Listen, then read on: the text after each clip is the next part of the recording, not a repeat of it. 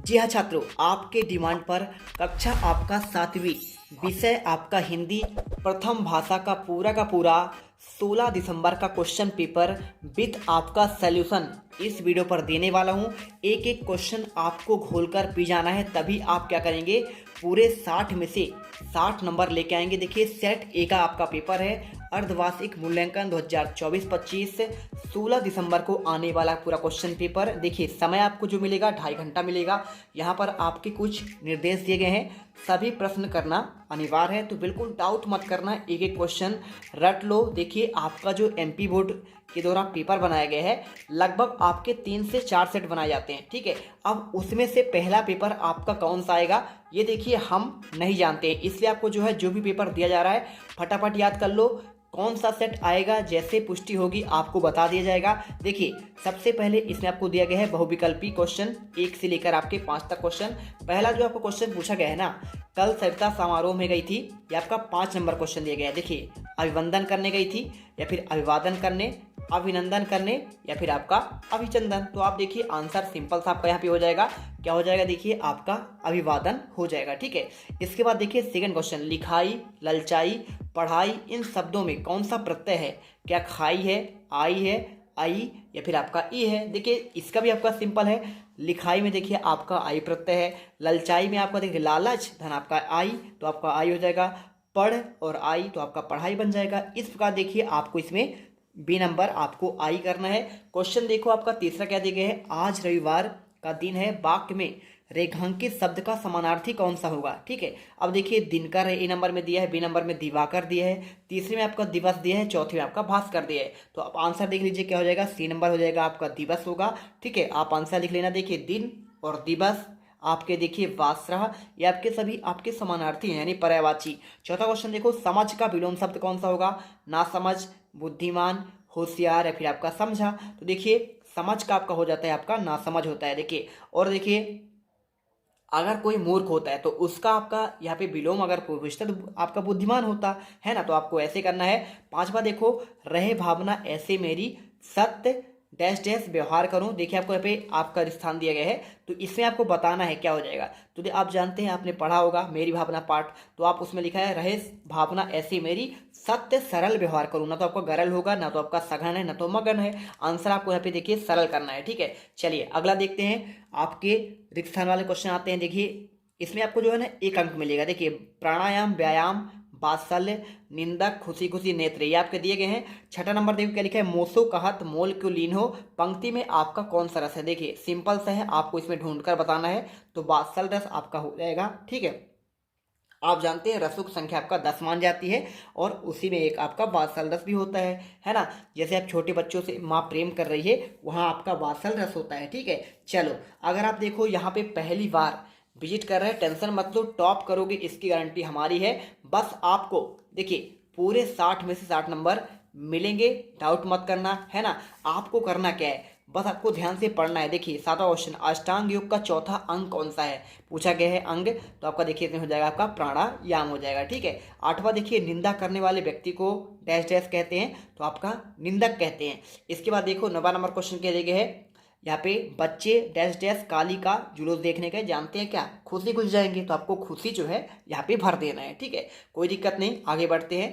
आँख का पर्यायवाची शब्द का आपका डैश डैश है, तो देखिए आपको यहाँ पे आपको नेत्र आंसर करना है, ठीक है, कर लीजिएगा। इसके बाद देखिए आपको इसमें अति लघु क्वेश्चन आता है 11 से आपके 16 तक क्वेश्चन, ठीक है। अब इसमें देखो आपको कैसे करना है, चलिए आपको हम दिखाते हैं आपके नेक्स्ट क्वेश्चन पर। तो यहाँ पे देखो क्या दिया गया है, इनका उत्तर आपको 1 या 2 वाक्यों में लिखना है, 2 अंक आपको दिए जाएंगे।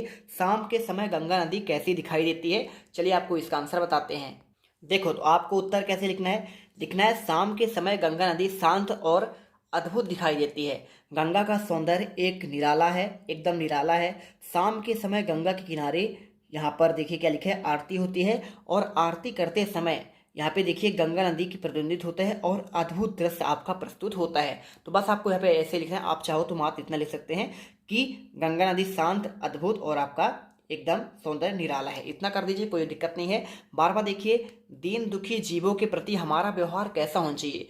जो यहाँ पे देखिए दीन दुखी हैं, है ना, या फिर आपके वृद्ध हैं, है ना, जो यहाँ पे आवश्यकता वाले लोग होते हैं, उनके साथ हमारा व्यवहार कैसा होना चाहिए। बहुत देखिए सिंपल सा क्वेश्चन, आपका आंसर लिखना है दीन दुखियों के प्रति हमारे अंदर दया और करुणा का व्यवहार होना चाहिए। बिल्कुल देखिए दया होना चाहिए, आप गरीबों को देखिए प्रेम करें, उन्हें कुछ सहायता करें, मदद करें, और इसी के साथ देखिए हम उनकी पीड़ा को समझ सकें और यथासंभव उनकी सहायता कर सकें।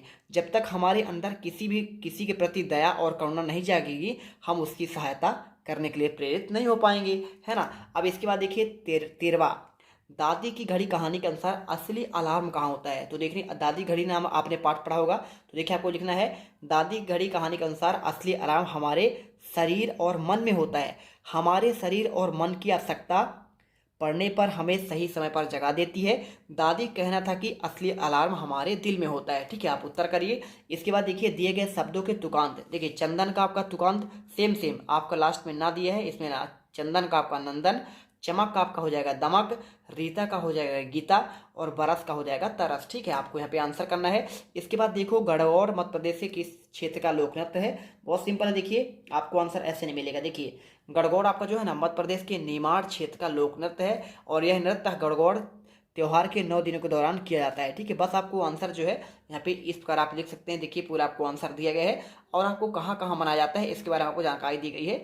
तो सिंपल सा आप इसे पढ़ सकते हैं, पूरा आंसर चाहो तो लिख सकते हैं, लेकिन आपको जो सबसे महत्वपूर्ण आंसर है इसमें आपको पूछा गया कौन क्षेत्र में, तो आप लिख दीजिएगा निमाड़ क्षेत्र का आपका लोक नृत्य है। ठीक है, बस आपको इतना लिखना है। और योग के अति सूक्ष्म साधन कौन कौन से हैं, चलिए आपको इसका आंसर मैं आपको प्रोवाइड करा देता हूँ। यहाँ पे देखेंगे अगर आप इसमें आंसर, तो देखिए आपको यहाँ पे आंसर ऐसे मिलेगा।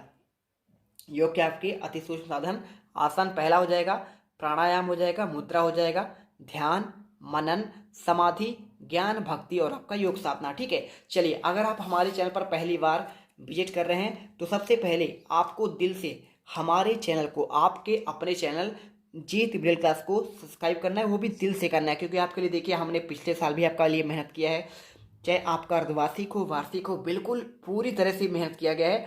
फटाफट सब्सक्राइब करो, बढ़ते हैं। चलिए बढ़ते हैं आपके अगले क्वेश्चन पर। 17 से आपके जो 22 तक क्वेश्चन इसमें पूछे गए हैं ना, वो आपको 17 से आपके देखिए इसमें क्या पूछे गए हैं, इसमें आपके 3 अंक वाले पूछे गए हैं। देखिए क्या दिए गए इसमें 6 क्वेश्चन पूछे गए हैं। यहाँ पे देखिए 18 नंबर क्वेश्चन आपका है 17 से आपके 22 तक के, 40 से 50 शब्दों में लिखना है। और देखिए नेहरू जी ने अपनी भस्म को गंगा नदी में डालने की इच्छा क्यों व्यक्त की थी, ये पूछा गया है। तो देखिए इसका आंसर आपको सिंपल सा क्या लिखना है, इसमें लिखना है नेहरू जी ने अपनी भस्म को खेतों में बिखेरने का इच्छा व्यक्त की थी। नेहरू जी ने अपनी भस्म को खेतों में बिखेरना चाहते थे, वे अपने देश की मिट्टी में ही अंत समय में मिलना चाहते थे, और जिस देश की मिट्टी खाकर वह पले बड़े हैं उस देश की मिट्टी मिलना चाहते थे। आपको देखिए आपको आंसर लिख देना है। मेघ वजह कविता में कवि किन किन बातों का उल्लेख किया है, तो देखो कैसे करना है, आपको यहाँ पे लिखना है मेघ वजह कविता में नागार्जुन द्वारा लिखित एक कविता है जिसमें कवि ने प्रकृति की सौंदर्य और मानवीय भावनाओं का अद्भुत चित्रण किया है। इस कविता में कवि ने मेघों के आगमन से प्रकृति में होने वाले परिवर्तनों का वर्णन किया है। कवि के अनुसार मेघों का आगमन धरती के हृदय धड़कने से आपका लगता है पेड़ पौधे आपके झूमने लगते हैं। तो आप उत्तर कर लीजिएगा। इसके बाद देखिए सज्जनता की पहचान किससे होती है, आपको ये पूछा गया है। देखिए आपको सज्जनता की पहचान आपका होता है, देखिए इन सज्जनता देखिए व्यक्ति के मन वचन और कर्म का आपका यहाँ पे होता है, और दूसरों के साथ सही और उचित तरीके से व्यवहार करता हो, तब आप पहचान पाएंगे सज्जन व्यक्ति कौन है। सज्जन व्यक्ति दूसरों का भला चाहता है और अपने स्वार्थों को नहीं देखता है। सज्जन व्यक्ति देखिए समाज परिवार और देश की उन्नति में लगा रहता है।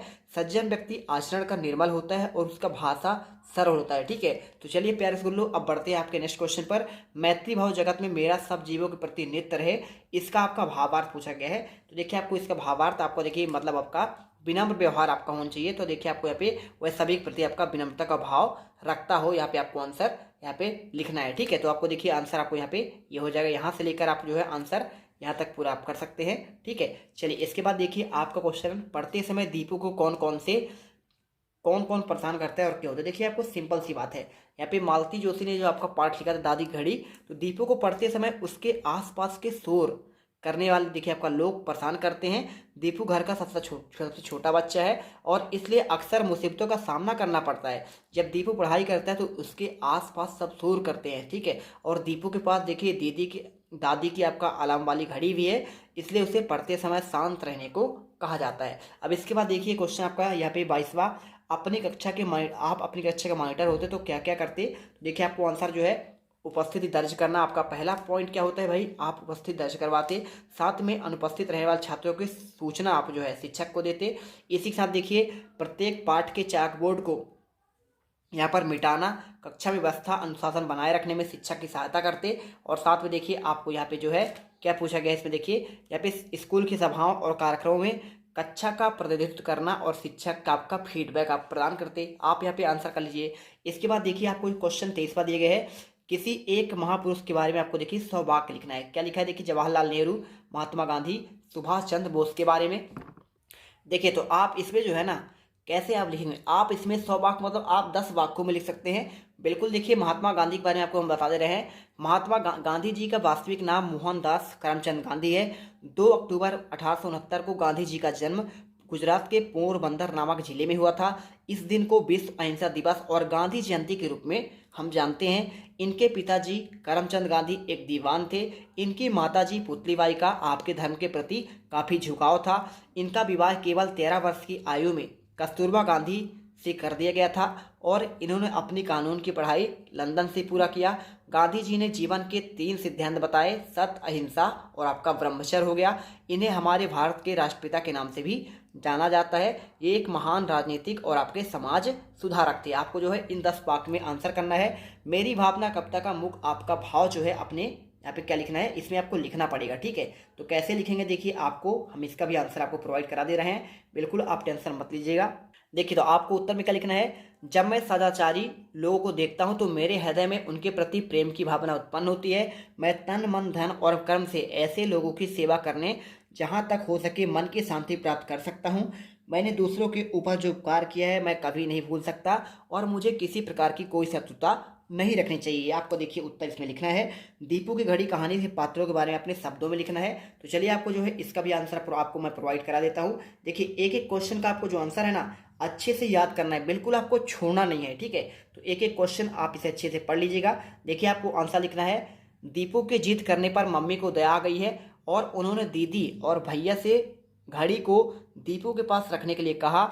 मम्मी को सिफारिश से प्राप्त अलार्म वाली घड़ी को अपने पास रखकर सोने के विचार मात्र से दीपू को खासा उत्साहित हो गया और वह घड़ी को खुद की चाबी भरना चाहता था, किंतु दादी के चेहरे के भावों को पढ़कर वह चुप ही रह गया। ठीक है, आपको यहाँ पे पात्रों को देखिए, आपको यहाँ पे सारा पात्र आपको इसमें आ चुका है। आप इस प्रकार देखिए आप लिख सकते हैं। अपने प्रधानाध्यापक को 2 दिवस के अवकाश के लिए देखिए आपको यहाँ पे आवेदन पत्र लिखना है। बहुत सिंपल है, आप इसमें पूरे के पूरे नंबर आप इसमें पा सकते हैं। 5-5 नंबर के देखिए आपको 4 क्वेश्चन दिए गए हैं, 23वां, 24वां, 25वां, 26वां। ये आपके 4 नंबर वाले क्वेश्चन थे। चलिए आपको इसका भी आंसर प्रोवाइड कराते हैं। देखो तो आप यहाँ पे लिख सकते हैं सेवा में, देखिए शासकीय पूर्व माध्यमिक आपका जो भी विद्यालय का नाम हो माध्यमिक विद्यालय आप लिख दीजिएगा। और इसके बाद आपको लिखना है विषय 3 दिन के अवकाश हेतु प्रार्थना पत्र। और इसके बाद देखिए सविनय नम्र निवेदन है कि मेरे माता जी का, देखिए आप इस चाहे तो मेरे माता जी या फिर पिताजी का या फिर स्वयं का यहाँ पे तबीयत खराब हो जाने के कारण मैं 3 दिन आगामी दिनों में विद्यालय उपस्थित नहीं हो सकता, इसलिए आपसे अनुरोध है कि मुझे 3 दिन की यहाँ पे छुट्टी देने की महान कृपा करें। आप चाहो तो ऐसे भी लिख लो या फिर आप चाहो तो खुद से आप जो याद किए होंगे आप उसे भी लिख सकते हैं। ठीक है, देखिए यहाँ पर भी आपका दिया गया है, आप चाहो तो इसे जो आपको अच्छा लगे आप कर लीजिएगा, दिक्कत नहीं है। जैसा भी आप लिखेंगे आपका पूरा आंसर सही रहेगा। तो देखिए आप यहाँ पे कर लीजिएगा पूरा आंसर। ठीक है, चलिए इसके बाद देखिए आपके पूरे 26 के 26 क्वेश्चन के आंसर आपको प्रोवाइड करा दिए गए हैं। और आई होप अब आप जो है ना 60 में से 60 नंबर पूरे के पूरे लेके आएंगे। इससे पहले एक बार लास्ट बार निवेदन है, चैनल को फटाफट सब्सक्राइब करो जिससे आपको आने वाले हर एक वीडियो का नोटिफिकेशन मिले। इस वीडियो पर कमेंट बॉक्स पर एक टेलीग्राम का लिंक दिया है, फटाफट ज्वाइन कर लेना। वहीं पर आपको पूरा का पूरा पता चलेगा कौन सा पेपर आपका आएगा और कौन सा पेपर आपका नहीं आने वाला है। जाना जल्दी से ज्वाइन कर लेना। मिलते हैं नेक्स्ट वीडियो पर। जय हिंद, जय भारत।